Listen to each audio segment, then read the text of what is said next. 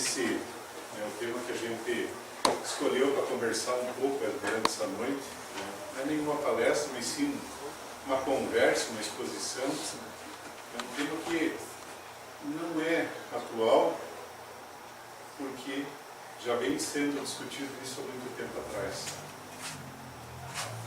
O aborto, na visão da doutrina espírita, é isso que a gente vai tentar mais ou menos colocar para vocês hoje. Essa conversa foi elaborada pelo seu Sérgio Viagem Gregório, e esse sim é palestrante da Federação Espírita Brasileira, e ele tem assim apresentado vários temas que servem de base para ser discutido em reuniões espíritas. Então a gente vai tentar repassar mais ou menos, pelo pouco conhecimento que a gente tem com relação a esse tema tão polêmico, que é o aborto. A gente começa fazendo uma interrogação, o que se entende por aborto? Será que o aborto é criminoso?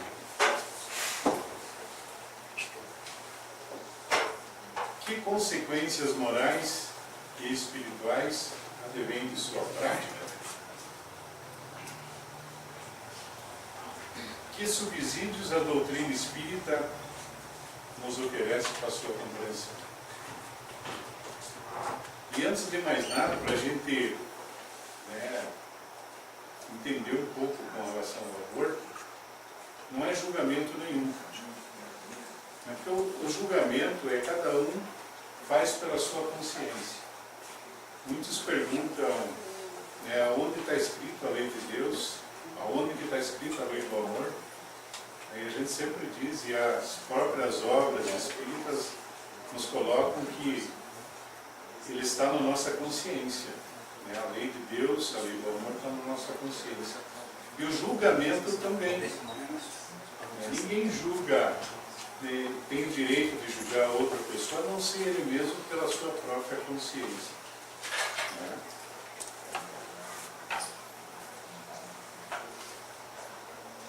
Aborto. Aquele que nasceu antes do tempo próprio, parto prematuro, ou expulsão do feto antes dos 9 meses de gestação. Alguns conceitos primeiro. Interrupção da gravidez antes de o feto atingir a viabilidade, ou seja, antes de se tornar capaz de vida extrauterina independente. O aborto distingue-se da morte fetal, do fictício, do parto prematuro, do infanticídio e do caso dos natimortos. Feticídio, vamos dizer assim, pelo Código Civil, é um crime.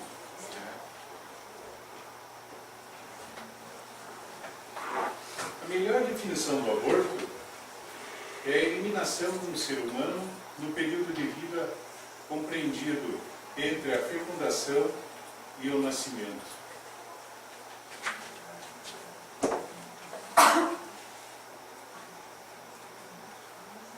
O aborto é um tema controverso, desde o direito da mulher em dispor o seu corpo, como bem entender, até os imperativos da lei de Deus.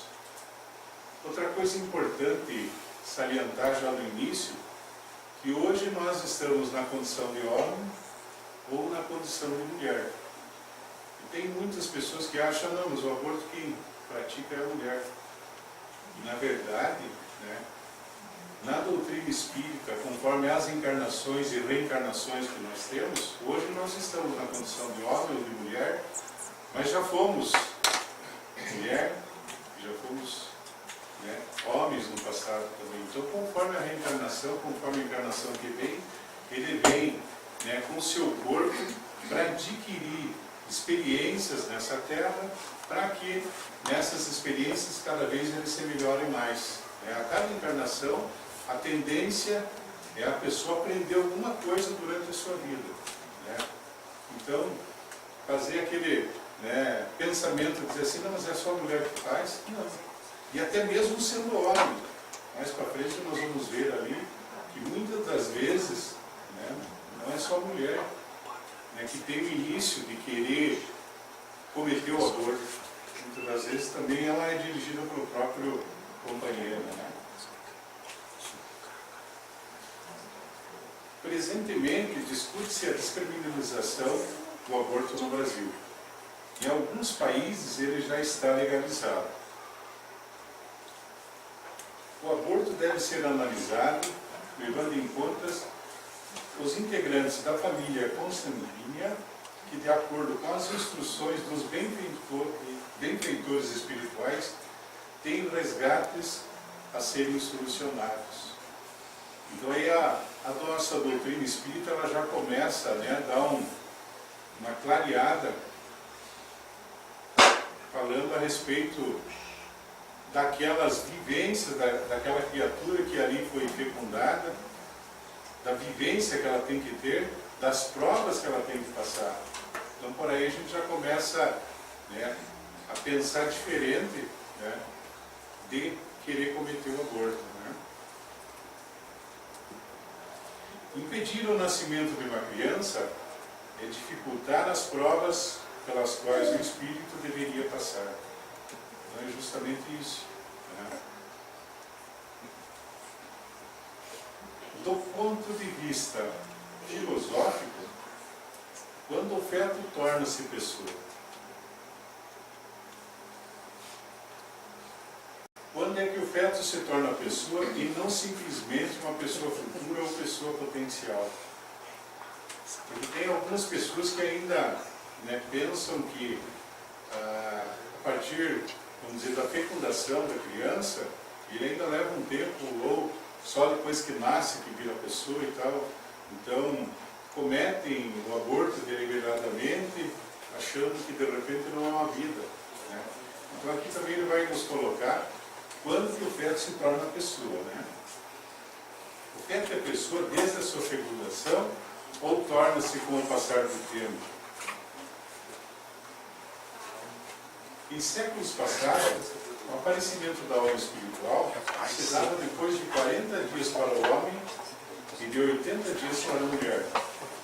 A isso dava o nome de animação imediata, segundo a qual o embrião era gradativamente formado pela alma vegetal, animal e finalmente racional. Foi abandonado no século passado pela tese da animação imediata, ou seja, pela simultaneidade entre a fecundação e a pessoa humana.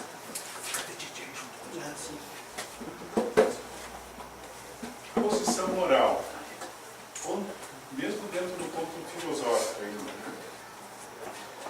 Desde o momento em que é concebido, pessoa qualquer aborto ter responsabilidade moral, pois há um homicídio dificultado pela impossibilidade de defesa e pela inocência do agredido. Então, desde o momento da concepção, independente de que venha acontecer com essa criança, se puxarmos por um lado do aborto, ele já passa a ser um crime. Sendo uma pessoa desde o instante da fecundação, não é lícito pôr termo à vida do embrião. Então não é legal. O correto seria tratá-lo como já se fosse uma pessoa, desde a fecundação.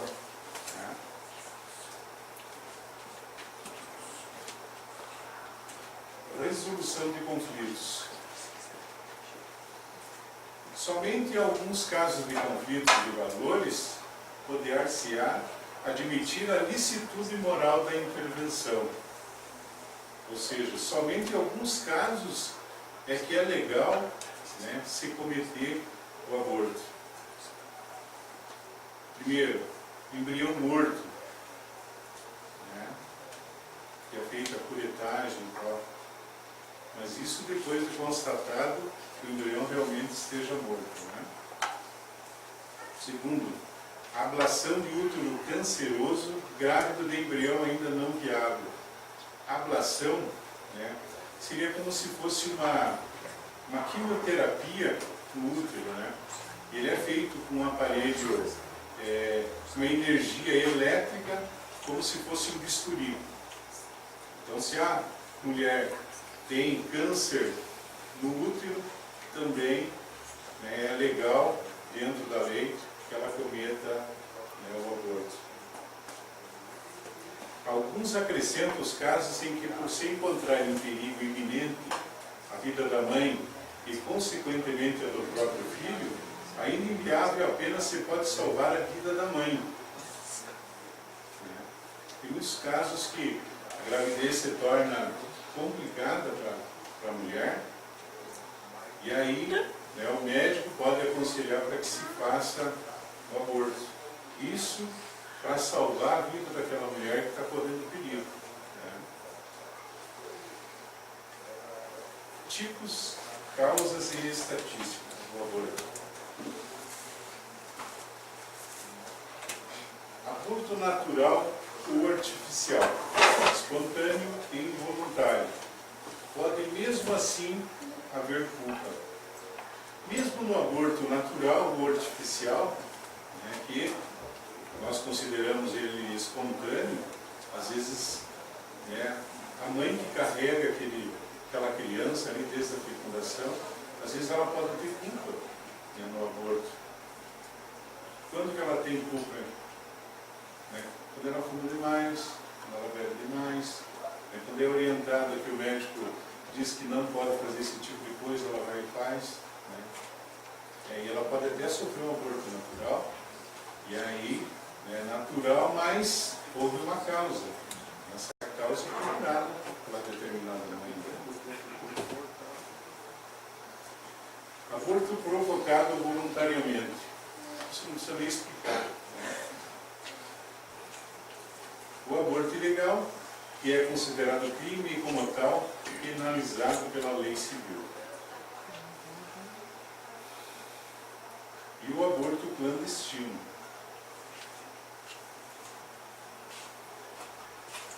As causas do aborto são muitas e variadas, sendo difícil avaliar a importância de cada uma delas.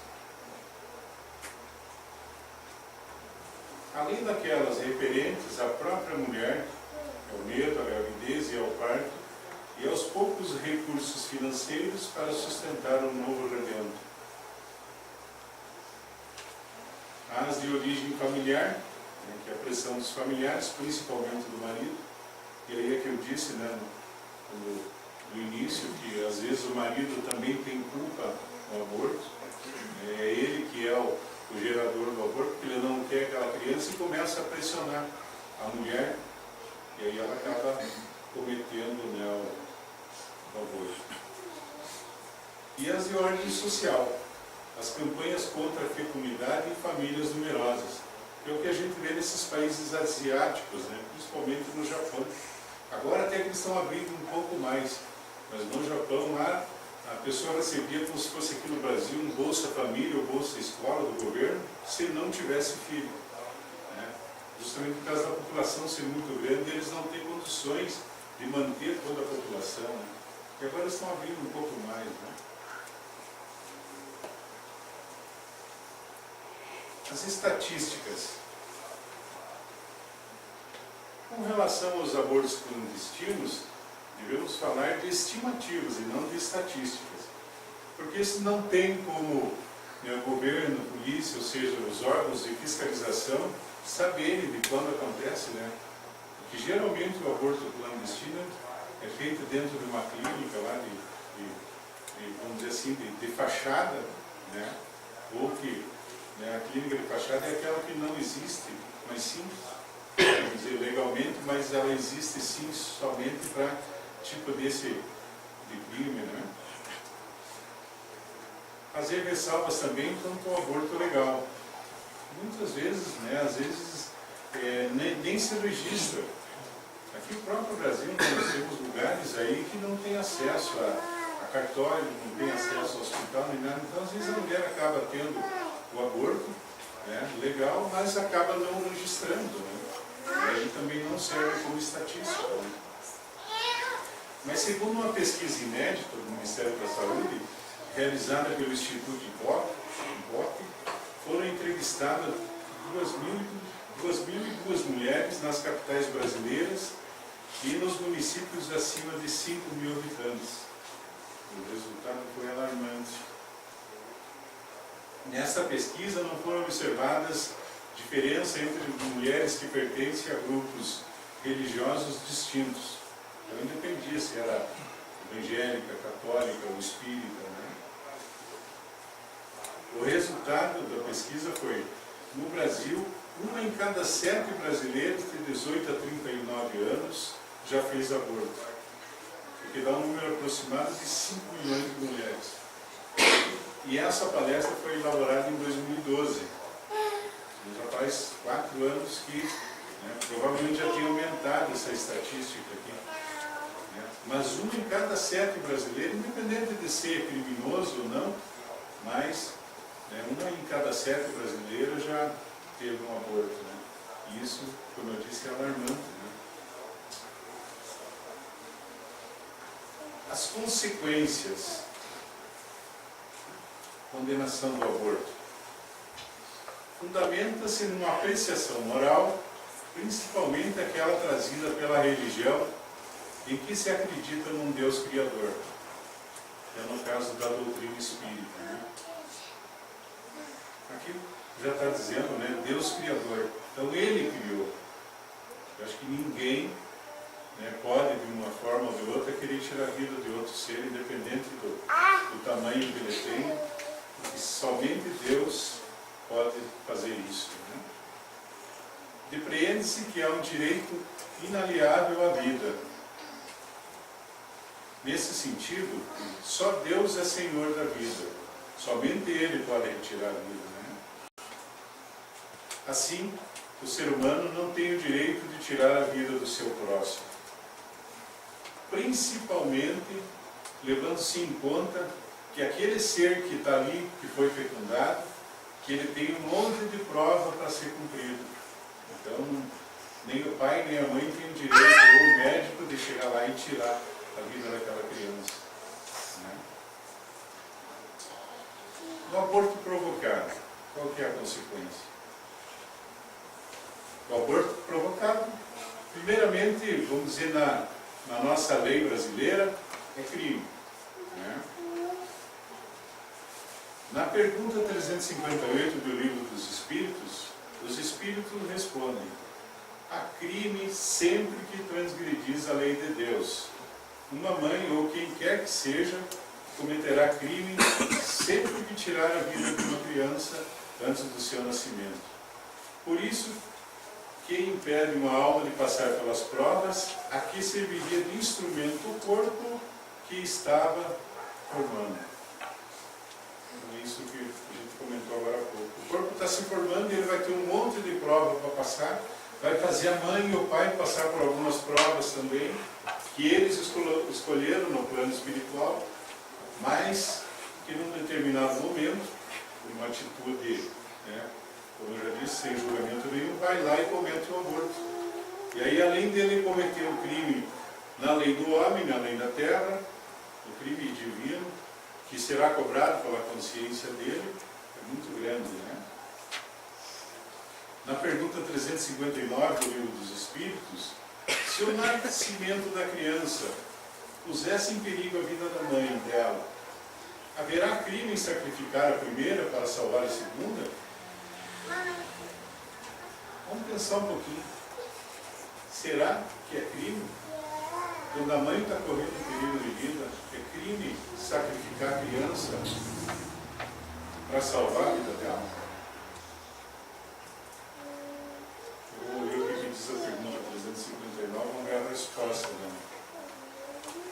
Preferível-se que se sacrifique o ser que ainda não existe a sacrificar-se o que já existe.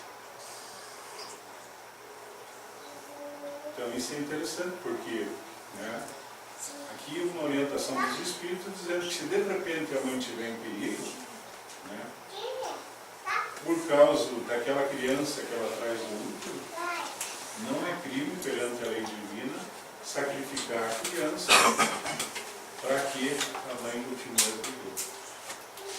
Até porque, nesse mundo de provas e expiações, nossa, aqui que, né, a gente não sabe o que cometeu na vida passada, e ainda bem que tem o véu do esquecimento, né? Não sabe lá o que a gente vai pagar ainda para frente, né? Ainda dentro das consequências. As consequências espirituais. Para nós, claro que a vida material é importante, porque ainda estamos encarnados, né? Mas o mais importante, que a nossa doutrina sempre nos orienta, né, com relação ao nosso espírito. Então, vamos ver quais são as consequências espirituais com relação aos abortos. Né? No aborto, o feto não tem escolha. A vida é tirada a uma infração à lei de Deus. Fala-se em crime. As consequências podem vir em futuras encarnações. Não sabe o que fez na vida passada. Então, numa vida futura, pode vir um problema que a gente tenha cometido. Ou mesmo nessa vida aqui que nós cometemos lá atrás, vamos ter que passar pelo pagamento daquela dívida. Né? Quantos casais querem ter filhos e a mulher não consegue engravidar? Sabe lá o que elas fizeram na vida passada? Né? Ninguém sabe. Mas está aqui para aprender alguma coisa, para dar valor para alguma coisa. Nossa vida aqui é um aprendizado, seja ela de coisas boas ou de coisas ruins. A escolha é nossa, né? Fala-se também em graves desajustes espirituais, a refletirem-se no corpo físico, na existência atual e na futura, na forma de câncer, esterilidade, infecções remitentes e frigidez. Então, isso fica marcado no nosso perispírito. E até vou contar uma experiência particular, né? O Márcio sabe disso, minha esposa que está aí sabe também. Eu não bebo, né? Já bebi há muito tempo atrás e parei de beber, muito tempo mesmo. E em um determinado dia precisei fazer uma bateria de exames, né? E fui no médico, fizemos uma bateria de exames, e depois me levei o resultado para ele. E ele olhou para mim e disse bem assim: nossa, o que você tem no teu filho? Você tem aí, você tirou teu filho? Eu falei: não tem problema. Ele: olha aqui essa mancha que tem aqui. Isso aqui é cirrose hepática. Isso aqui só é em pessoas que bebem muito, pessoas que fumam bastante. Eu falei: mas eu não bebo nem fumo. Ele: interessante, isso daí era um caso para ser estudado. Então, né, é uma marca que eu trouxe de outra vida, que com certeza numa vida passada eu bebia muito ou fumava muito, e que hoje eu trago ainda, né, no meu corpo, eu vi a marca junto. E aqui fala, né, graves desajustes perispirituais. Então tudo aquilo, independente de ser aqui o aborto, que é o tema que nós estamos tratando hoje, mas independente daquilo que a gente venha fazer aqui nessa vida de errado com o nosso corpo, pode ter certeza que numa vida futura nós vamos ter reflexos. A gente não lembra enquanto encarnado, né? Mas lá no mundo espiritual, com certeza nós vamos lembrar. Antes da conclusão, eu gostaria de pedir para o Ramon para preparar o vídeo, né?